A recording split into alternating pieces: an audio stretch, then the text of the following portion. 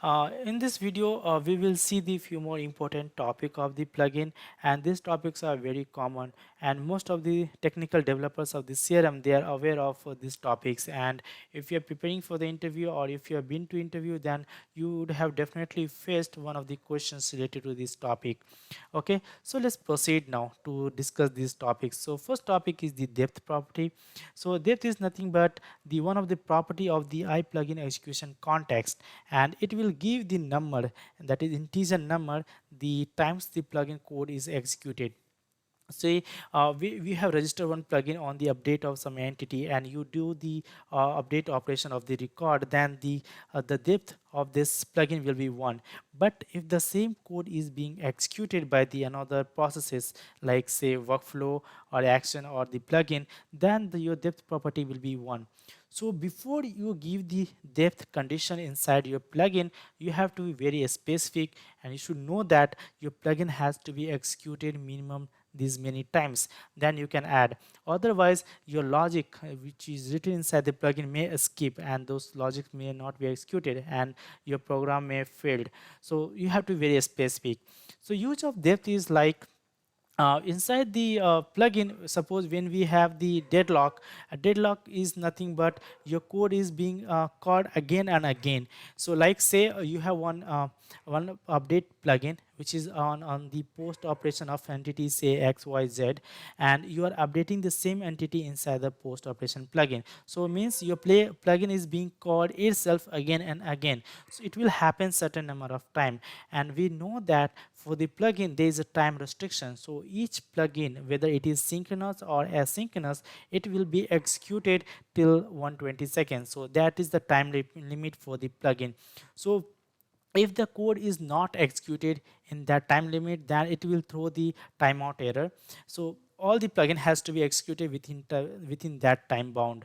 Okay, so when the deadlock will happen, then this time bound will increase, and definitely you will get error. To overcome this deadlock, then you can add the depth condition there. You can check the number of times your plugin code is executed, and then you can add the condition, and you can return from the plugin if you feel that, if you see that your plugin is being into the deadlock. So for the deadlock, we use the depth property. Okay, so now the next topic is the secure and unsecure configuration. So sometimes what will happen, when you are writing the plugin is nothing but your class file. So you will have some requirement that when your code is loaded into the memory, then you want to set some value at the runtime. So you want to set those some properties, some value when your code is ready. So if so, to achieve this, we have the concept called the secure and secure configuration, and this value you can set using the plugin registration tool. I will show you that. So let's see in the details. So what is secure and secure configuration? So secure configurations and unsecure configurations we use to pass the value to the plugin constructor. So when your code is ready, when your code is stored into the memory, and then that time if you want to set any value, then we'll pass to the plugin constructor. Okay, and then why we have two, why we have secure and unsecure configuration, why not one? So it is based on the role of the user. Like the plugin will be executed by the different user, and user will have a different privilege. So if the user is with the admin access, then those users can see the value which you have passed to the secure configuration, and it can also see the value of unsecure configuration.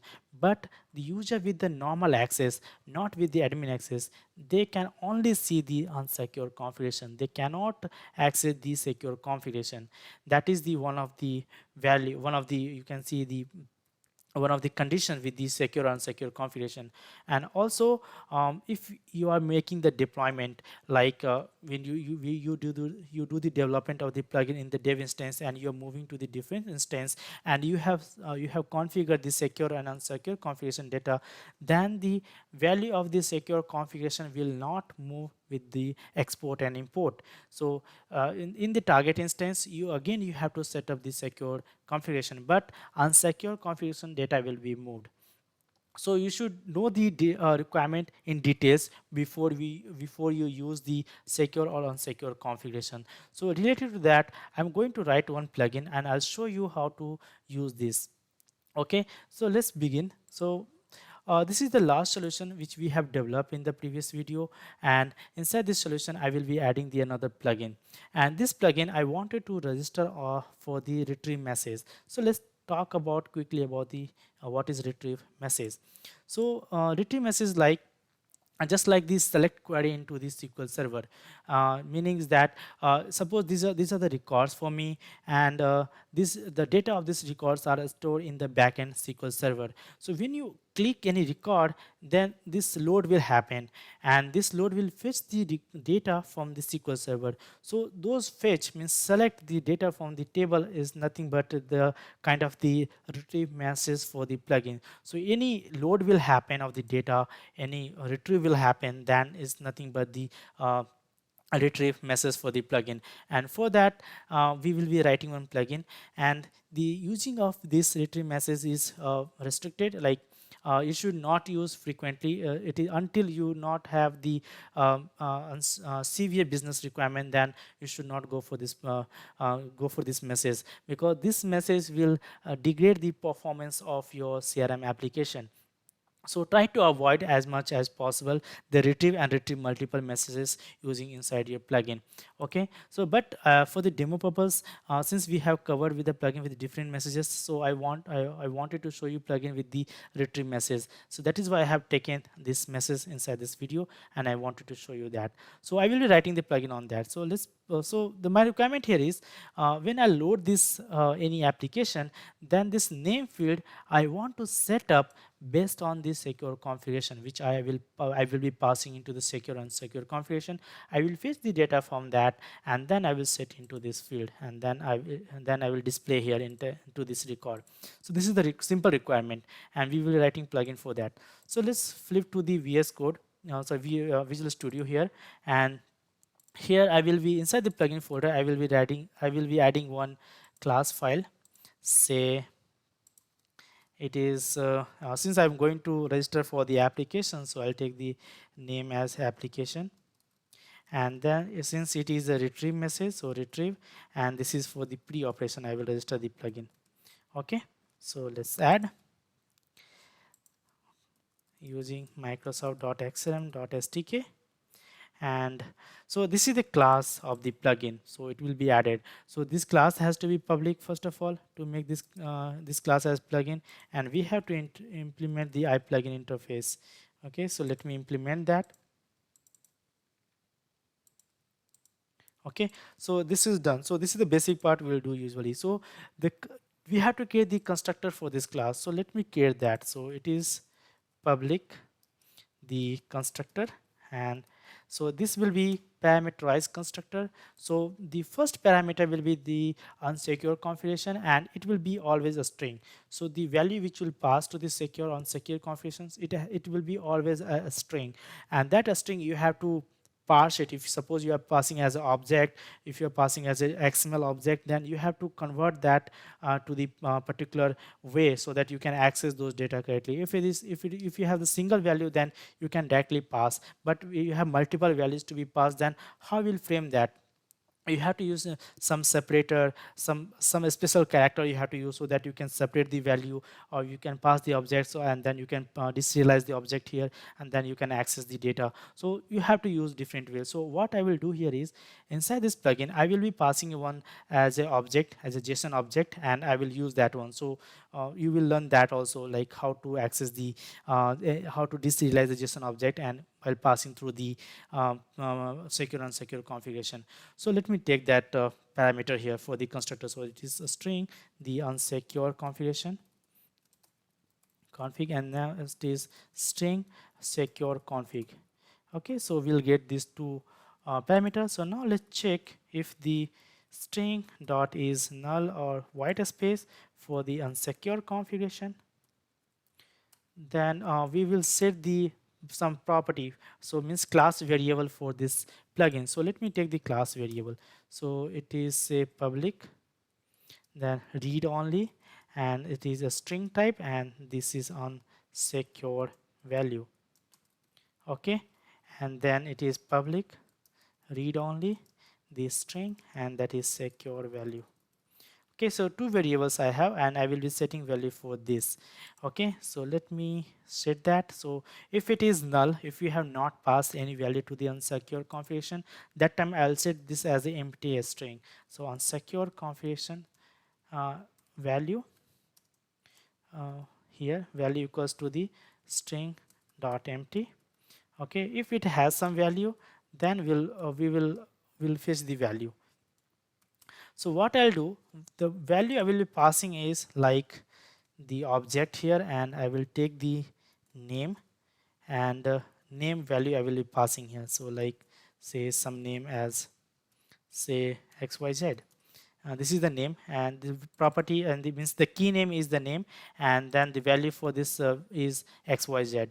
So I will be passing one simple object like this inside the secure on secure configuration, and I will deserialize this object, and then I will use the name property to get this value. So how I will do that?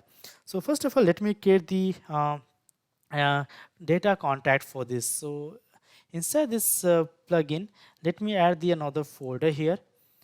Add folder, that is data contract. Okay, inside that I will add another class file, so that it will map this the data which I'm passing here. So let me add this new class. So it is say config, I can say config, simple name, add. Okay, and this class has to be public. Okay, and this class will be nothing but the data contact. So data contact, and inside this we'll add one member. So it is public uh, public string, and that is the name. So same name, because we're passing here this name, so we have to map the property with the same name. So that will be the name, and that will be nothing but the data member. So this is done. So data contact we have created. Now we will be creating the another function, and that function will deserialize this string value, this sorry object value, and then with this data contact. So that for that I can use the another class here. So I will be creating the another class here. So let me create a separate folder, and this will be my helper folder. Okay, and inside this helper folder I will create the helper class. So name it as a JSON helper class. So JSON helper class.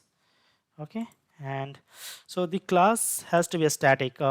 Why means because as soon as the constructor will be called first, but before that I want my method to be ready, right? So we know that between this normal class and the static class, the static class will be loaded immediately, and then the normal classes will be loaded after that. So that is why I want this class as a static class, and inside this I will add the another static function. So let make this class as public, and then inside this we'll add the public that is called the static function, and then it will be the generic. I want to make this generic function because for any kind of the object I can deserialize that. So that is why I will take this as a generic, and the method name is deserialize. Okay, and that is t, and then the parameter for this method, say I want a string, and that is JSON here. Okay, and now using the var say memory stream, that is equals to the new memory stream, and we will pass the stream as the coding dot unicode dot get bytes of the JSON which we have passed as a string. Okay, and then we'll serialize that. So let's take the var serializer, that equals to the new data contact JSON serializer, and that will be nothing but the type. You can see this type is asking. So this type is nothing but the type we have passed to this function. So it is nothing but the type of the t. which we have passed, and using this serializer we will get that. So let is so serializer dot read byte, and that is nothing but memory stream. Okay, so you can see it is we have to return this. So what we'll do, we'll add the return statement here. So it is return, and we'll cast it to the t. So that is so this is the a simple function, and what it will do for any JSON will pass here, it will deserialize this object, and then it will give me the value of this particular object which will pass here. Any class we can pass here, and then we can use this function. So this is it. So the namespace of this function is located here. This is the namespace. So I will be using inside my plugin here. So let me use this namespace here first. So using the first of all the config here, this config is present inside this data contact. So I will as using the data contact and using the helper. Okay. Now first of all I want to deserialize. So you can see I have the JSON helper class which is I have created here. JSON helper class. Inside that I have the public method, that is deserializer, and it is expecting the class type here. So here it will be the deserialize, and then type is nothing but the config, which is nothing but this class which we have created. So the value which will pass here, this one, it has to be matched with this data contact. So it has to be one name here. Okay, so that is what I'll pass here, and you can see it is expecting the string. So a string is here nothing but the unsecure configuration, which means this kind of a string will pass. So that is unsecure configuration. So the return of this function is nothing but you can see this is the config it is returning, right? Because whatever we have passed here, the same it is returning. So I will take the variable here for that. So it is the config, and say it is data equals to that one. And if from this we can set the unsecure value, that is nothing but the data dot the name. Now we can access that. So now we have set the same thing we'll do for the secure value. So if the string dot is null or white space for this secure config, then we will set the secure value to the empty. So string dot empty. If not, then we'll do the same operation. So config, that is data, that is equals to the JSON helper dot deserialize, and that is config type, and the value will be nothing but this secure configuration. And from this we'll set the secure configuration value, that is nothing but the data dot name. So this is done. Now we have got the value from the secure unsecure configuration. Now let's write the plugin part here.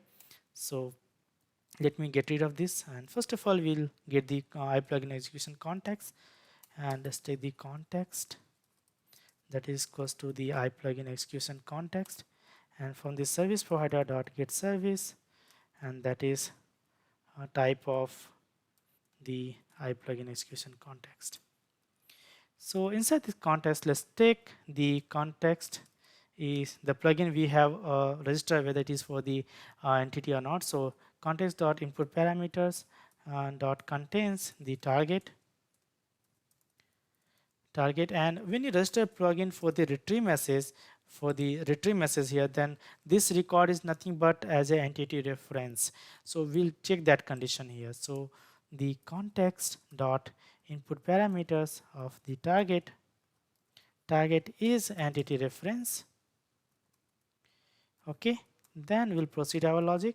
So first of all I want to create this service. So I organization service factory, name it as service factory, that is equals to the I organization service factory, and from this service provider we will be getting, so get service, that is type of the I organization service factory, and from the service factory we will get, so I organization service, name it as service, that is equals to service factory dot create service, and then this context dot user ID.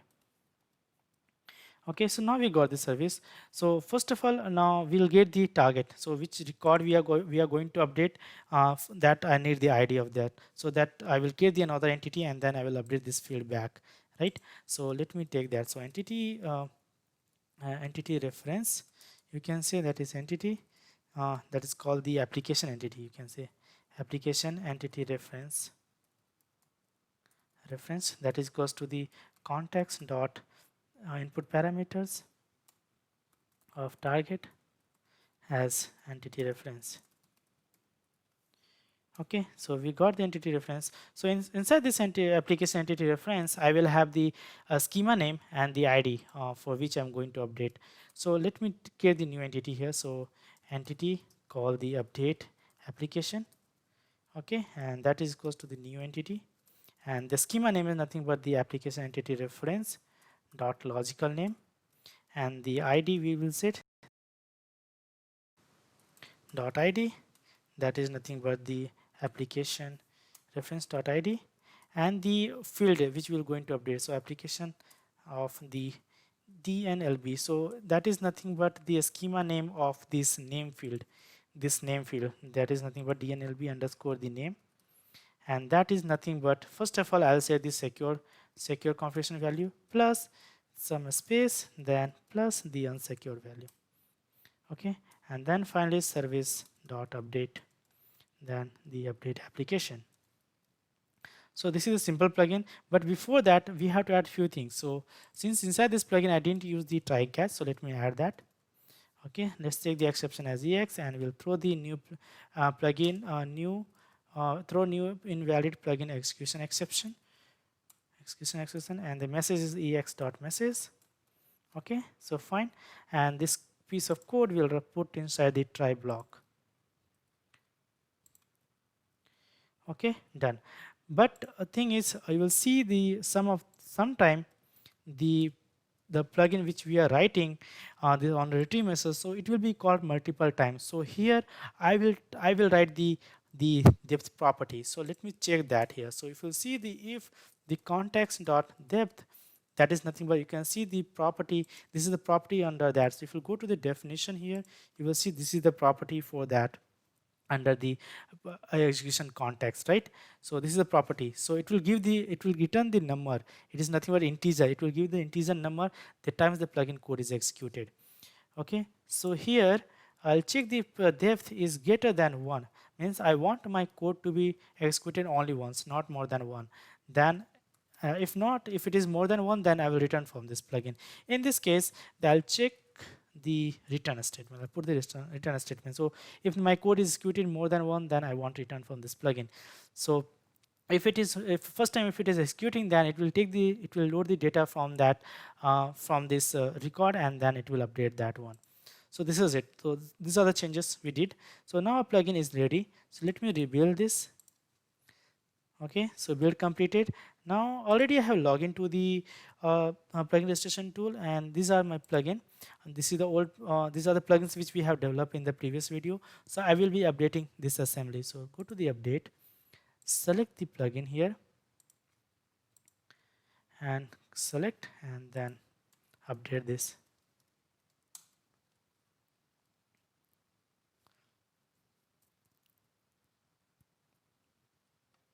Okay, one updated, one registered, and you can see this is the plugin we have registered now. So for this we have to register the step. So inside the step on the entity, so the operation we are going to do is retrieve message, and the primary entity is nothing but DNLB application, and the secondary entity is none, and the it is calling user, and then it is in pre-operation. And here we are having the secure and unsecure configuration. So as I mentioned before, the secure configurations are nothing but these configurations you can see through the admin privilege, and for the unsecure configuration you can see as a normal user. You can see that. So we already discussed that one. So let me pass this object. So inside the unsecure configuration, I'll pass the name as a say it is inside that I'll pass my last name, say Sharma, and here inside this name I will pass the first name, so it is say Sandeep. Okay, so this is the simple object. You can see this kind of object for the JSON you will be setting that. So this is the key and this is the name, this is the value for that. So this JSON object, it will be passed by this JSON serializer which we have created here, and with the this is the data contact which we have created for that, and it will be passed, and it will give me the name value here inside this plugin, and by this name property I will be getting this value, that is this Sarma and this Sandeep I will be getting there. So this is done. Now plugin we have set now properties. Now let me register this step. So okay, the step is registered. So now let's check if it is working fine. So I'll go to the here. Let me close this, and then as soon as I open this, then it should be loaded. Now you can see, now the first of all we have given the secure configuration, so it came here from this step. If you see the update, this is the secure configuration which we have given in the code. You can see here, before update, first secure value we are setting, then the unsecure, and the value of unsecure is nothing but the Sharma, and we are getting here. So for any record, it will set this value. So any, like suppose if you are creating the, so suppose if you are updating the old one, so like I open this one, then you can see the value is changed to this value. Suppose if we do any changes, like you do any changes, then as soon as you will save, then the CRM will try to retrieve the data from the SQL server, and that's nothing but the retrieve. So as soon as you will save, then your retrieve will call, and then it will set this value back to the what we have configured. So you can see this will set this back to what we have configured. So this is the retrieve message, and that is why it has the drawback in the performance. So it will take a lot of time to execute and load, and then sometimes it will, if you have not given the depth condition, then sometimes it will go infinite loop, and it will throw the, it will give you sometimes loop this deadlock, and then you may get the lot of error here. So that is why we should try to avoid the use of retrieve and retrieve multiple as much as we can. Okay, so this was the quick intro about the um, secure unsecure configuration. We saw that, and we saw in details how to use that, and we saw how to use the JSON object and inside the plugin, and we can pass to the as a secure unsecure configuration to the constructor, and we can use that. Okay, so fine. Now let's move to the another topic, that is shared variable. So what is the shared variable? So this is nothing but one of the property of the context. So before the CRM 4.0 was introduced, before that, if you want to pass the value from one plugin event to the another plugin event, so how we were doing is that we were setting that value into the sum of the field of the CRM entity. We used to reserve some field of the entity, and in the first event we used to set that value, and the next event if you want to use that value, then we will fetch that value from that field, reserve field. So this was happening before the CRM 4.0 was there. From the CRM 4.0 onwards, they have added this property called the shared variables. And what you can do here is that, say if you have the if you have the requirement like on the plugin with the pre-operation, and you do some create record, and you got the GUID, and that GUID you want to use inside the post operation, then how will get the GUID passed to the post operation?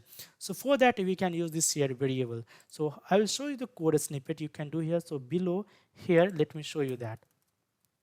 So code snippet for the shared variable. Okay, so first of all, say if you are in the pre-event, so in the say pre-event, that is nothing but the pre-operation. Okay, and you are having one plugin, and you do some create operations. Say you did GUID and GUID of the say contact ID. You are creating some contact, say contact ID, nothing but service dot create, and here you pass the new entity, say entity of the type the contact. You created this entity, and you can see this create will return the GUID here, right? And that GUID you have here. So this you did in the pre-operation. Now this GUID you want to access into the different event of the plugin for the same entity. Then how you will do that? So we have the we have to set this variable into the shared variable. So we have the context dot shared variable. You can see this is the property, and this is also like it will when you retrieve that, if you see the definition here, this is also a property, and this is, you can see this is parameter collection. and you can set the value here and then you can retrieve from this. Okay, so inside this variable you can set this some name, key name, by which key name you want to retrieve the value from the shared variable into the next event. So let's say I want this name as my contact ID. Okay, and that will be nothing but your contact ID, which you have this, and then to a string. So this is how you will set the value to the shared variable. Okay, so this code is nothing but set the value to shared variable. Okay, and to access this shared variable into the next event, so it is next event. Okay, and inside this next event, if you want to like use that one, so say I have the grid of the say created contact ID, you can say. That is, if you want to get the value from this, so simply like that how we have set this, so you will use this same context here. So you can take copy and then you can use grid dot parse, and then here the same thing dot to a string, and this is done. So now you got the value from this shared variable. So it means this piece of code you will write on the pre-event, and this piece of code you will write on the next plugin where you want to access that, and this is how you can access the shared variable. Okay, so was the quick intro about the shared variable. So now the next topic is impersonation. So what is impersonation? So sometime you will see the like most of the time you will see when you register the plugin, you can see I have given the run in the user context, means most of the time you will see the calling user. And why we give is because of the security purpose, security concern, because when you do any operation, of this in this CRM, you want to happen with the user is having access to do this operation or not. For that case, we'll pass the calling user. So in this case, say I am logging to with my credential and I'm mentioned this as a calling user.